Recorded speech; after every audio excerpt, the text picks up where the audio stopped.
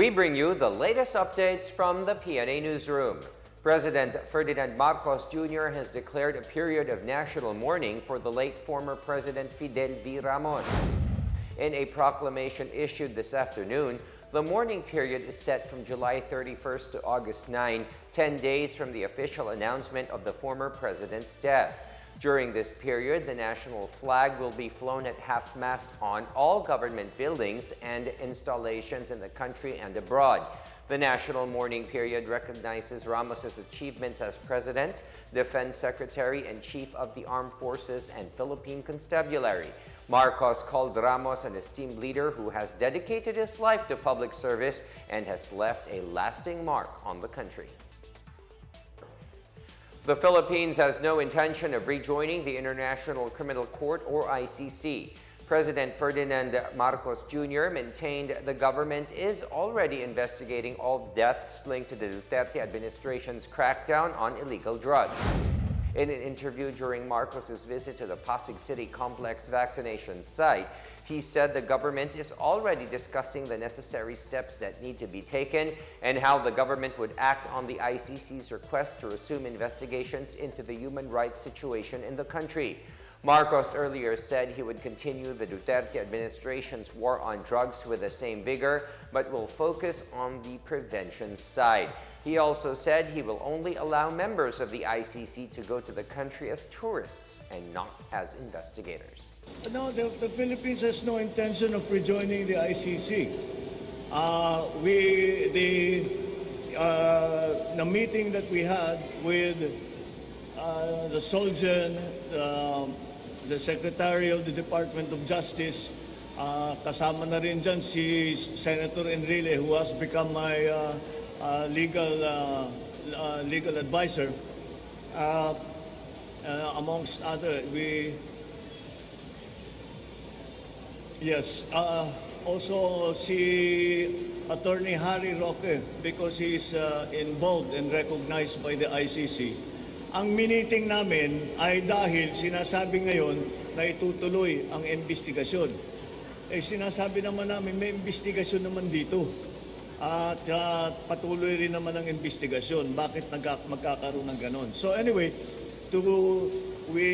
para alam natin ang gagawin natin, if we will respond, if we will not respond, kung sakali man sasagot tayo, ano magiging sagot natin, or possible din, hindi natin papansinin dahil hindi naman tayo sumasailalim sa kanila.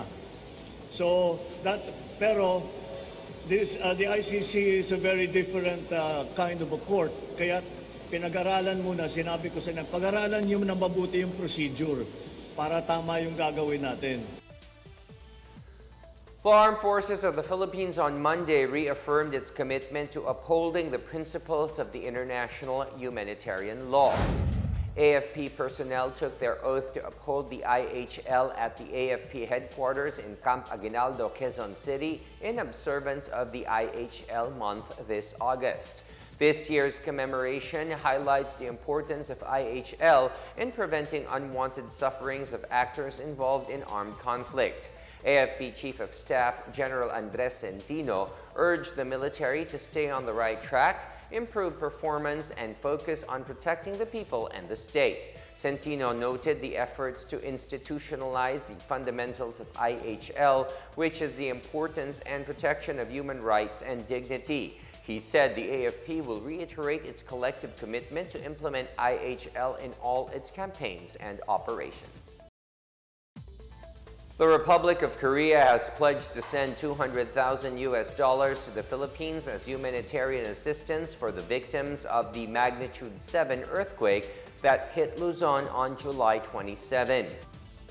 In a Facebook post on Monday, the Korean embassy said the aid would help those in need to overcome the challenges and difficulties following the disaster. It said South Korea continues to work closely with the Philippines and its humanitarian partners to support response and recovery efforts.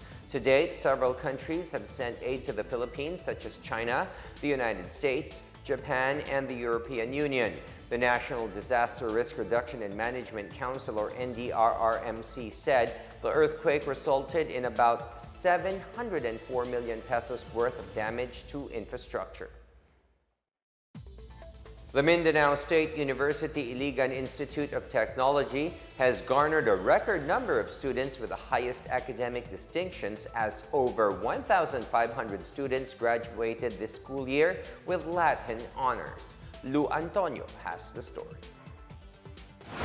For the first time in history, Mindanao State University Iligan Institute of Technology or MSU-IIT produced the highest number of Latin honorees and perhaps the highest number among top universities in the country. The class of 2022 yielded 1,559 Latin honorees during its 52nd commencement ceremony. Of this, there are 52 summa cum laudes, 689 magna cum laudes, and 818 cum laudes. The College of Arts and Social Sciences taught me how to establish safe spaces for proper discourse, that we may be able to realize the fluidity of culture, gender, and also identity. Bjork is also an artist who writes songs and poetry and produces films. Moreover, CAS also produced first batch of graduates for its new programs like the Bachelor of Science Philosophy in Applied Ethics. Since our course is in Bachelor of Science, we intend to partner with scientific courses